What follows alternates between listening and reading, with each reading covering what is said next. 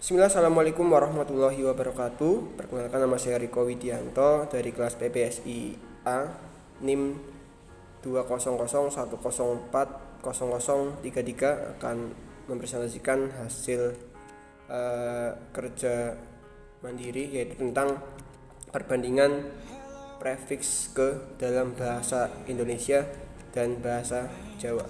Yang pertama, prefiks. Pengertian prefiks secara umum adalah imbuhan yang atau disebut dengan imbuhan awalan, adalah sebuah imbuhan yang dibubuhkan atau ditambahkan pada awal kata dasar.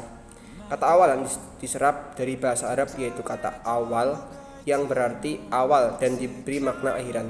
Dalam bahasa sematik, sebuah awalan dan merupakan bentuk kata yang dibubuhkan yang disebut performatif. Proses penambahan imbuhan awalan atau prefiks ini dinamakan dengan prefiks aksi atau prefiksisasi.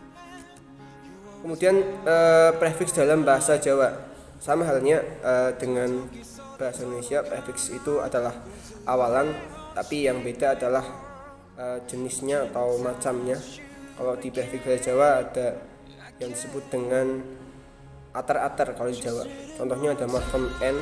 Morfem ini disebutkan dengan nasal atau banus suara yang terdiri dari eng, eng, kemudian en. Bentuk ini sebenarnya dari ain, ang, am, dan an. Pada gejala D terakhir ini terjadi perbedaan penggunaan an antara generasi tua dan muda. Kecenderungan generasi tua menggunakan nasal n, sementara generasi muda lebih memilih n. Di atas Subroto 1991, Pojo Sudarno 1979. Sehingga contoh itu menjadi nyisih bandingan dengan gejala pemakaian idiom populer nyuwun sewu dan nyuwun sewu, permisi, dan seterusnya. Memang pada kenyataan pada n dan n jika bergabung dengan morfem berawalan fonem s sering terjadi pergantian atau tumpang tindih dalam pemakaian. Misalnya n susu menjadi nyusu dan nusu, artinya menyusui. Kedua bentuk ini sama-sama digunakan. Namun yang hari ini kita bahas adalah morfem prefiks ke. Tapi ini ada contohnya. Prefiks dalam bahasa Jawa ada sa, pa, pan, pi, pra, da, di, dan seterusnya. Nah, kalau ke sini contohnya ada ketutuk dan kebanting. Ini perbandingan prefiks ke dalam bahasa Indonesia. Prefiks ke ya, bentuk.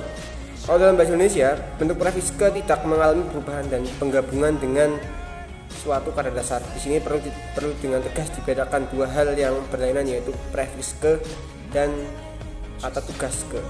Ini sering terjadi kesalahan dalam tulisan. Kata tugas ke tidak dimasukkan dalam prefiks ke, tidak masuk ke prefiks ya, karena statusnya dari imbuhan. Kata tugas ke sepenuhnya bersatu kata, maka harus diperlakukan pula sebagai kata. Kemudian fungsi dan arti. Yang pertama yaitu untuk membentuk kata bilangan tingkat, yaitu tempat, beberapa, suatu barang atau hal berada. Contohnya anak keempat, buku kelima, buku keenam, dan seterusnya. Yang kedua untuk membentuk kata bilangan kumpulan. Contohnya ada keempat, anak itu, kelima, buku tersebut. Dan juga yang terakhir ada untuk membentuk kata benda dan mengandung yang di, contohnya ketua, yang tertuang, kehendak, yang dihendaki, atau kekasih, yang terkasih, gitu contohnya. Juga ada fungsi dan arti lainnya dari prefiks ke, tapi ini sedikit. Kemudian hampir sama dengan penggunaan prefiks ke dalam bahasa Jawa, namun beberapa kalimat yang diikuti dengan prefiks ke ya, dalam bahasa Indonesia ya atau bahasa Jawa, ketika dirubah menjadi bahasa Indonesia akan berubah prefiksnya, dan sebaliknya juga berlaku. Contohnya ada prefiks ke ketika dirubah ke dalam bahasa Indonesia menjadi prefiks ter, dan prefiks ke dalam bahasa Indonesia ketika dirubah menjadi bahasa Jawa menjadi prefiks meng.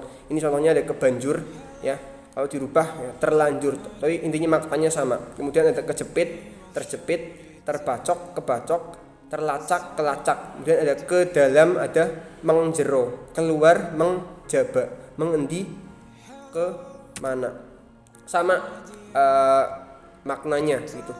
Kemudian prefiks ke dalam bahasa Indonesia yang tidak berubah ketika dirubah menjadi bahasa Jawa atau sebaliknya. Contohnya ke laut ya, ke satu, ke siji, kedua, ke loro, kejaba, kecuali. Kemudian maknanya, kalau kebacok, terbacok, yakni yang dirubah dari ke menjadi ter, prefiksnya memiliki kata dasar yang sama, yaitu bacok, yang bisa diartikan sebagai terkena bacok, atau dalam prefiks bahasa Indonesia ialah menyatakan aspek perspektif atau suatu perbuatan yang telah selesai dikerjakan. Ini juga masuk ke dalam kata kerja. Tetapi tidak semua prefiks ke bahasa Jawa atau prefiks ter pada bahasa Indonesia selalu bisa dirubah dan sebaliknya. Kemudian ke dalam, menjeruk memiliki kata dasar yang sama, yaitu dalam atau jeruk. Jeruk artinya dalam bahasa Indonesia dalam ya sama, tapi memang beda bahasa saja, yang berarti kata kerja dan memiliki makna yang sama. Kemudian ke laut dan ke laut memiliki kata dasar laut dan merupakan kata kerja ya, ke laut dalam bahasa Jawa berarti keterusan atau kelupaan, sedangkan dalam bahasa Indonesia ke laut itu merujuk pada tempat yaitu lautan. Jadi ke laut di dalam bahasa Jawa dan ke laut dalam bahasa Indonesia itu berbeda walaupun prefiksnya dan penulisannya sama. Kemudian ke satu, ke siji memiliki kata dasar yang artinya sama, yaitu siji atau satu merupakan kata yang merujuk pada kata bilangan ya. Yang terakhir ke jaba, kecuali memiliki kata dasar yang berbeda namun artinya sama ya, kecuali artinya. Kesimpulan, dalam penerapan pada bahasa daerah seperti bahasa Jawa dan lainnya, tidak semua prefiks dirubah ke Jawa atau Indonesia persis dengan hanya mengganti terjemahan dari kata dasar, tetapi beberapa prefiks bahkan harus dirubah untuk menjaga keaslian maknanya. Beberapa prefiks ke bahasa Jawa ketika dirubah menjadi bahasa Indonesia berubah menjadi prefiks ter, dan prefiks ke dalam bahasa Indonesia ketika dirubah ke Jawa menjadi prefiks meng ya, untuk menjaga keaslian makna atau makna aslinya. Beberapa tetap menggunakan prefiks ke baik dalam bahasa Jawa maupun Indonesia, terutama untuk penggunaan prefiks untuk bilangan. Ya, bilangan ke siji, ke satu itu sama. Namun tidak semua prefiks ke ketika dirubah menjadi prefiks ke dalam bentuk Indonesia memiliki makna yang sama. Contohnya pada kata ke laut atau dan ke laut. Walaupun menggunakan prefiks dan kata dasar yang sama, tapi arti yang berbeda.